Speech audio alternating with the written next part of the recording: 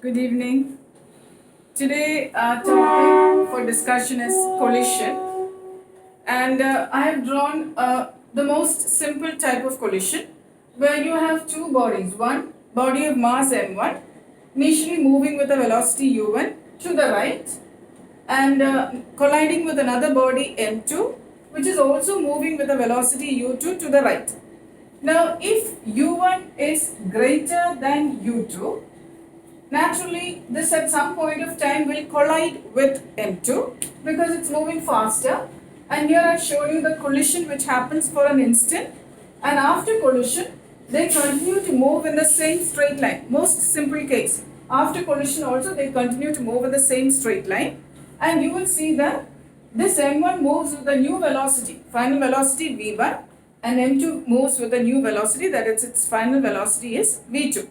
Now, during collision, by Newton's third law, you know that this mass m1 is going to exert a force on m2 to the right, and m2 is going to exert an equal but opposite force. So that force will be to the left. So what happens here is, so the change of momentum will be the same because they are interacting for the same interval of time, and momentum F into dt will be the same.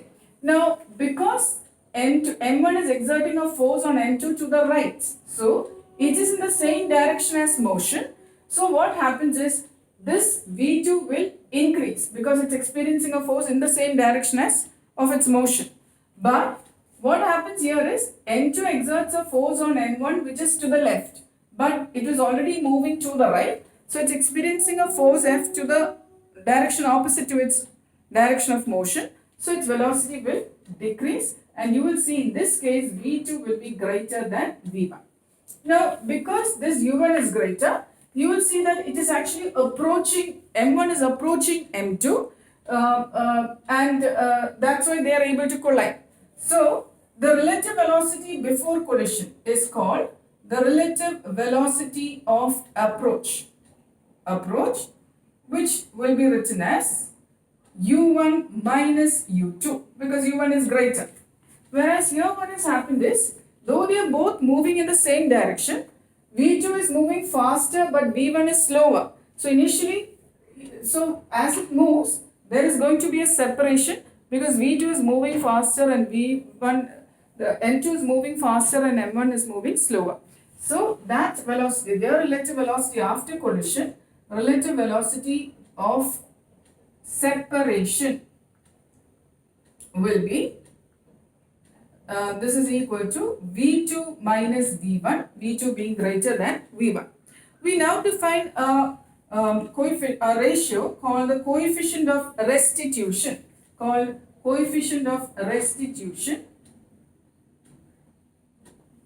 E, which is equal to the velocity of separation to the velocity of approach, or this is going to be V2 minus V1 by U1 minus U2 is this coefficient of restitution. Now we have three types of collision. One where you can have a perfectly elastic collision. Where will I write that? So we have three types of collision. The first one, what we're going to discuss, is a perfectly elastic collision. Elastic collision where, this is the first one, okay? See now, no external force is acting on it, and therefore, whichever collision we are going to talk about, law of conservation of momentum is valid. That means, momentum before collision must be equal to momentum after collision. Here, momentum of the first body is m1 u1 plus the second body m2 u2 must always be equal to m1 v1 plus the momentum of the second body m2 v2. No external forces acting on it, and so momentum is conserved. But if it's an elastic collision, the kinetic energy is also conserved, meaning the total kinetic energy before collision will be equal to the total kinetic energy after collision.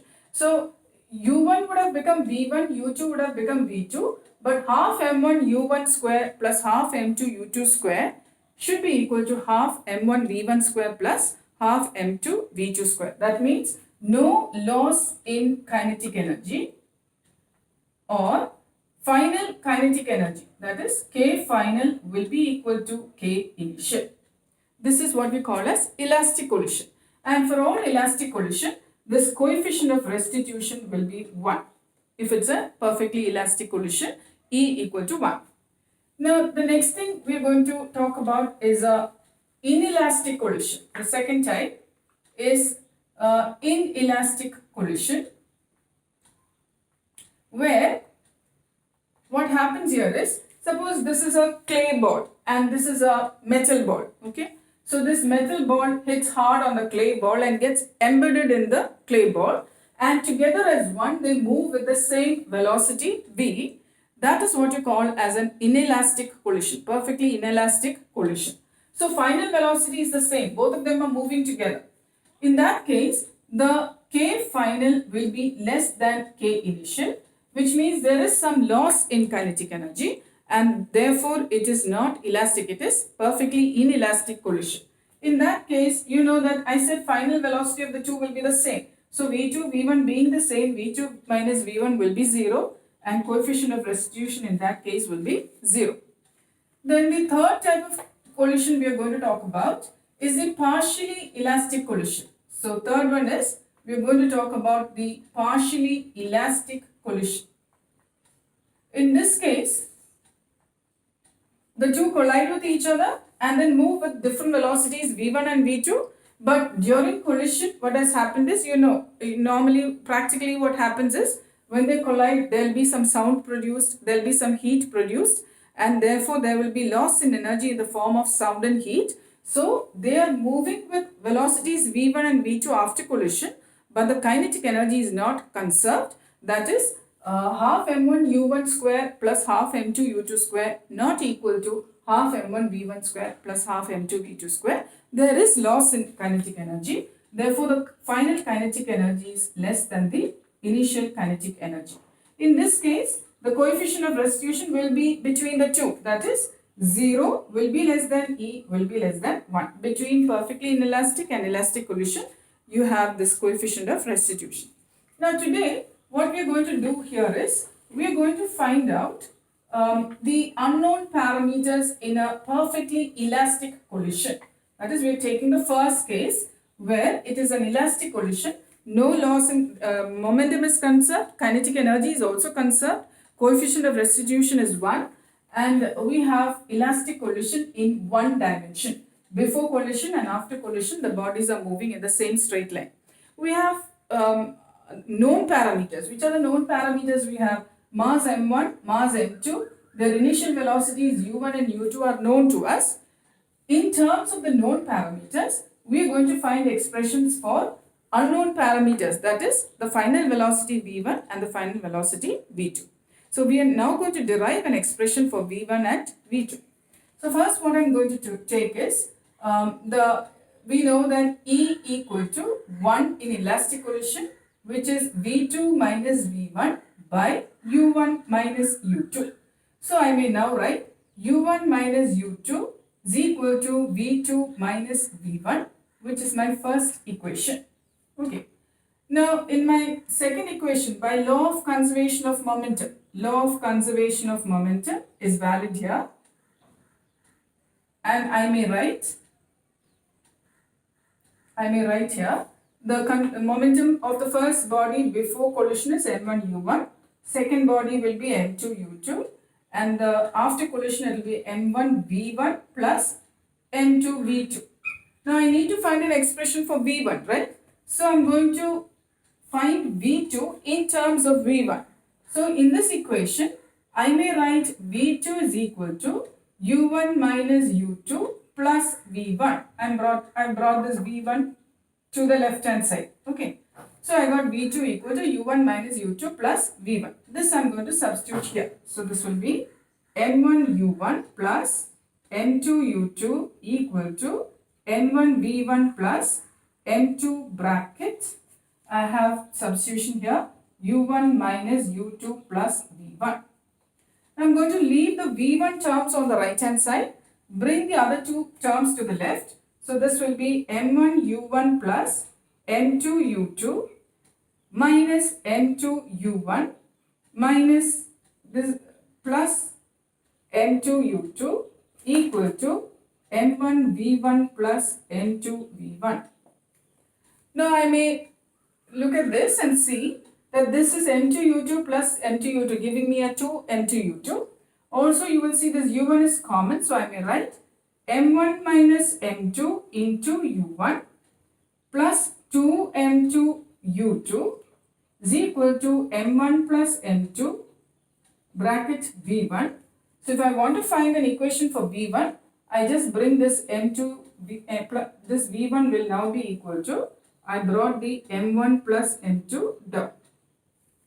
Right. So now this is what I gave you here. v1 is equal to m1 minus m2 into u1 plus 2 m2 u2 by m1 plus m2, and you see we get v1, which is an unknown parameter, in terms of known values. We know the masses m1 and m2. We know the initial velocities u1 and u2. In the same way, what you can do is find an equation for v2. What you do is you simply find out in this equation, what we want is v2. So you replace v1 here in terms of v2. So that from this equation, v1 I may write as v2 minus u1 plus u2. I'm bringing this to the left hand side. v2 minus u1 plus u2. Substitute that v1 here. Do the same procedure.